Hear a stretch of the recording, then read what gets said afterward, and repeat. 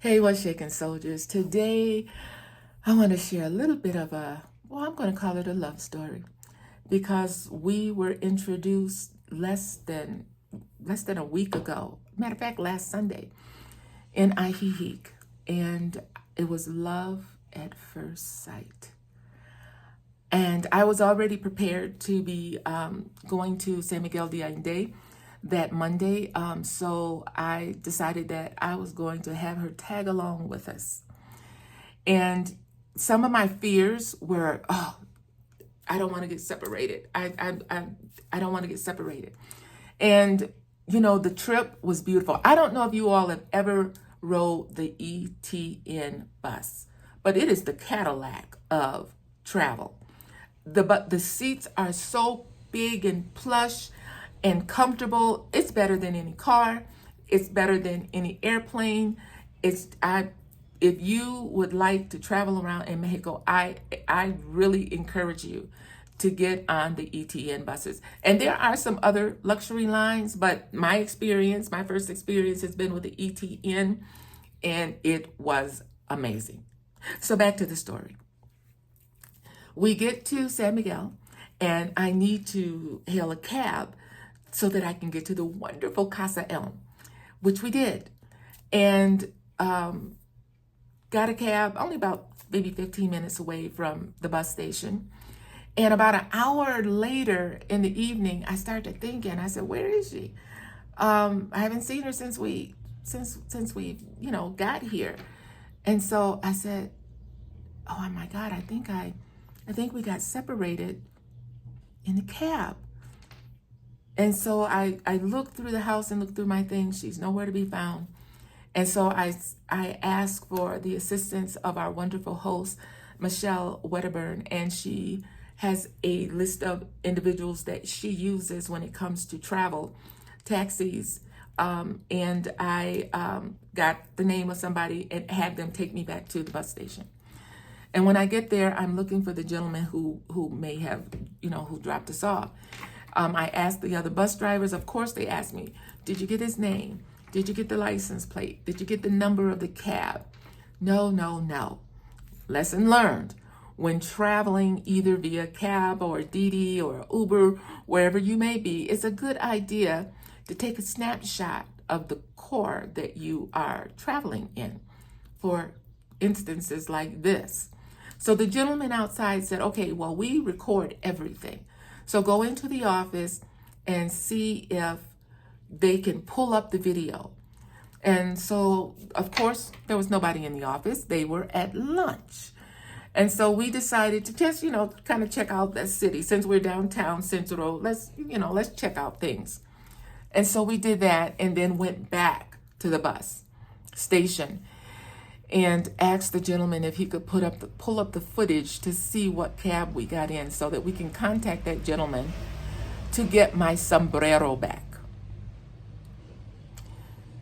He makes calls, no response. And so I said, okay, maybe I'll come back tomorrow. The next day came and I didn't go. I did speak to some of the gentlemen on the first day, and they assured me, they said, usually if you leave something in the vehicle, the person will bring it back to you, or they'll make sure that you get it back. And so I was kind of like, okay, and had almost resolved to the point of saying, I may have to chalk this up as a very expensive lesson. I was more embarrassed than anything, because a year from now, when I meet Magdalena again in Ahihik, I just did not want to meet her without the beautiful hat that she had gifted me. She had seen me in Ahihik with my sexy Sophia sombrero, and she loved the look so much that she said, I want to gift you a hat that I have at home. If you come to my house after lunch, I will gift you this hat. So it was a special gift. It wasn't just a hat to me. It was a special gift. And I felt that I had neglected my responsibility of keeping it in safeguard. I had neglected, the honor of being gifted this beautiful hat. And I was feeling pretty down. We ended up going to dinner and have drinks later. And the dress that hat was supposed to be worn with, it didn't happen. So it was a little sad. The next day, I decided that I was not going to worry about it. I sent up my prayer, and we went and we had a great time downtown Central again, shopping, eating, and just enjoying the company of my friends Sonia and Ruby. And they were encouraging. I love encouraging friends. And they were saying, "You're going to get her back, Sadie. You're going to get her back." And so the next morning, it's time to come home. And I just got up and I just said a little prayer, a simple little prayer full of faith. And I said, "Father, may I please have my hat back? May I please have my sombrero to take home?" And that was it. Didn't think about it anymore. Matter of fact, we called our cab to get back to the bus station so that we could be on time to leave. And as I'm sitting there and I saw the office where we had been before, I didn't bother about going in and asking, well, did anybody turn it in? And about 15 minutes before our bus was to leave, 2 Mexican men come running in and they say, "Señora, señora, we have your sombrero." I tell you, the joy that I felt, it was inexplainable. I hopped up, I dropped everything, I ran out, and I saw the gentleman who I had taken the cab 2 days before. He's sitting there having his lunch, and he says, "I'm on lunch." And he says, and he, jokingly, he says, "Your sombrero is in mi casa." I said, "What? Can we go and get it?" And so he gets up, he escorts me to his car, and he pulls out Serena Maggie. Oh my gosh, reunited.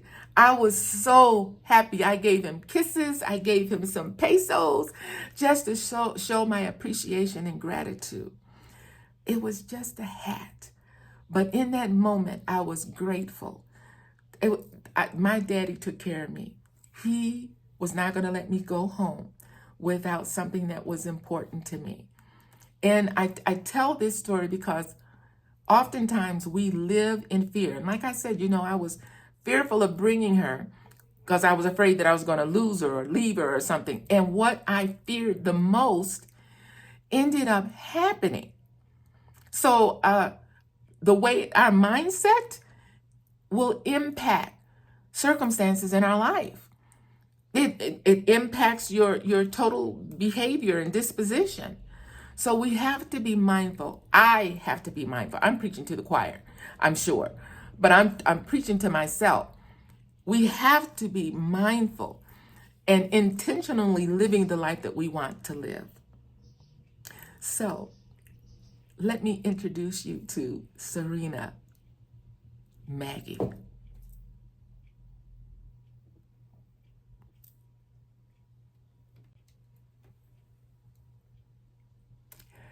I didn't get to paint the town wearing her in San Miguel, but I bet you we paint the town here in Jalisco, Mexico.